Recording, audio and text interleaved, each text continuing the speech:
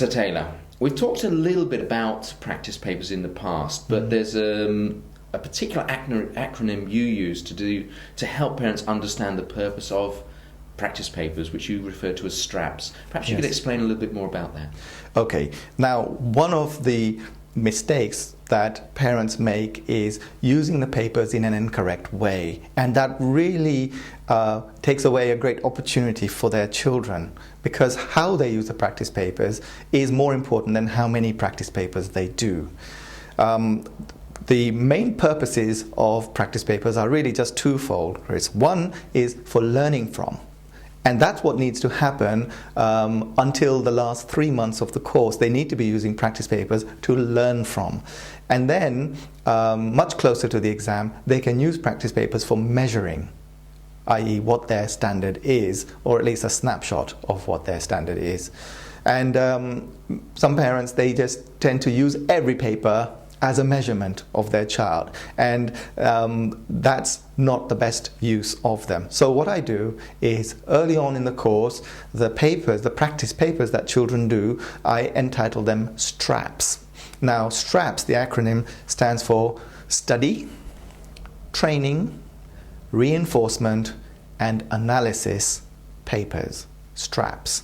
Now, study, meaning that early on in the course, there's an awful lot of learning that the children need to do. And by doing a good variety of practice papers, not necessarily the best papers for testing, but good papers for learning from, the children actually pick up a lot, especially vocabulary, because there's no end to that. So they can use the straps in order to expose themselves to lots of good vocabulary, perhaps even opportunities to pick up knowledge, reasoning, and so on. So they can use the papers for studying. Then there will be many things in the practice papers that they have learned in the course, and what they're then doing is practicing that. So they're training themselves to use the techniques and methods that they've learned in the course. So that's the training part.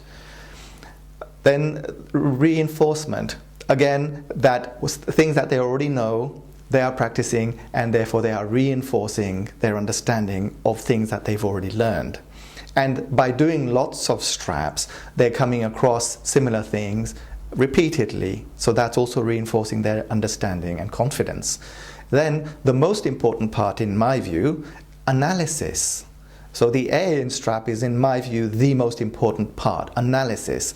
Now, analysis means not analyzing the score, but analyzing the mistakes that the children have made.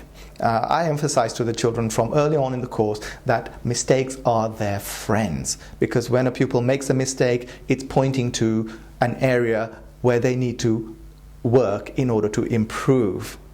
So what they should do is, when they've completed a practice paper as a strap, is look at the mistakes they've made and analyze the cause or causes behind the mistakes. Because many mistakes, especially on a verbal reasoning paper, are because the children didn't know enough words to answer the question without having to guess. So that's easy to identify, difficult to resolve, because you can't possibly know every word anyway. However, if there are a lot of questions where the root cause behind getting it wrong was the fact that you didn't know enough words, then that's pointing to the child perhaps not reading enough or not doing enough dictionary work, and so on. And so then that gives a very firm guide as to what the child can do in order to enhance their performance. Do lots more reading and dictionary work. Sometimes children get a question wrong because they made an arithmetical error. And this may have been carelessness, or it may be that they don't know their times tables and their number bonds, and so on. In which case, again, that's a firm steer that they need to work on their arithmetic, or they need to concentrate better if it was because of carelessness rather than lack of knowledge. And in that way, by doing the analysis and getting to the root cause for each error that the child has made, then the child and the parents are informed about what it is that's causing their child to lose marks. And if they work on those specific things, then over time there will be an improvement and a reduction in that type of error. So over the long term, children's performance will improve because they will have identified and worked at the root causes of their mistakes. So I've talked a lot about the analysis, because it is the most important part. And if children are not doing that, all they're doing is practice, practice, practice. And that's not intelligent enough. To prepare for 11 plus, they need to be more analytical. So the strap paper encourages children to be analytical and therefore raise their performance. And then the P in straps is just papers. So straps: study, training, reinforcement, analysis, papers. So that's what the straps are for. So earlier on you mentioned that papers can be used for measuring, but at what point should they start using papers for that purpose? Well, that's a good question, because many parents use papers too early on for measuring their children's standard. The first thing I would say is a word of caution about measuring. Just like the 11 plus exam itself, no paper is going to measure a child's ability or even their potential. It will only be a snapshot of their performance at that time against that paper, nothing more than that. However, it's not totally unreliable, especially if the performance comes out as fairly consistent over a large number of papers. Then you can say, yes, my child's true standard is around this level.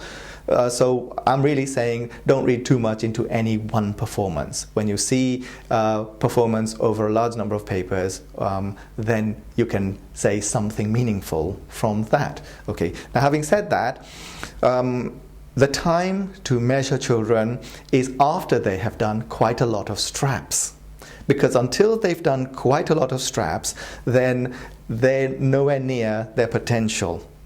And what will happen is, if parents use practice papers to measure their children too early, then they're going to be disappointed.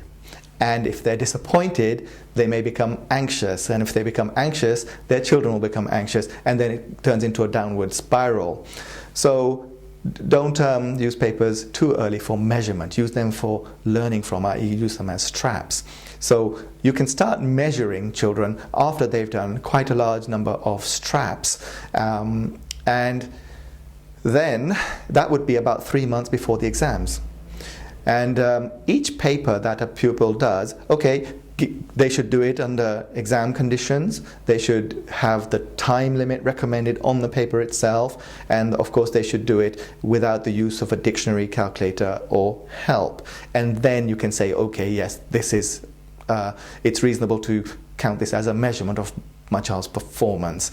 However, whatever the score comes out afterwards, the child should still go through the paper and do the analysis as they would have done for strap earlier on in the course, because they can still pick up points on how to improve the next performance. So measurement only after doing quite a lot of straps. And when children are doing straps, they should not feel that additional pressure of, oh, I have to do well, otherwise it will mean that I can't make it, or my parents will get worried that I can't make it. And so when they're doing straps, they shouldn't be feeling any of that pressure, because they should be feeling like, oh, right, the strap is for me to learn from.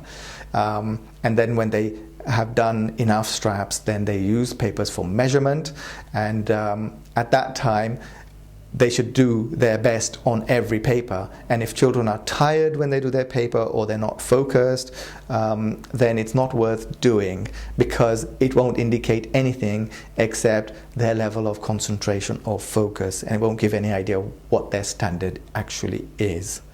So the way parents use practice papers can be quite critical, actually, to how ready they are when it comes to the real exam. Great. And if you'd like to find out more about the courses available, or just have some questions about the 11 plus, then give Sir Taylor or one of his colleagues a call on the number provided through the Contact Us button.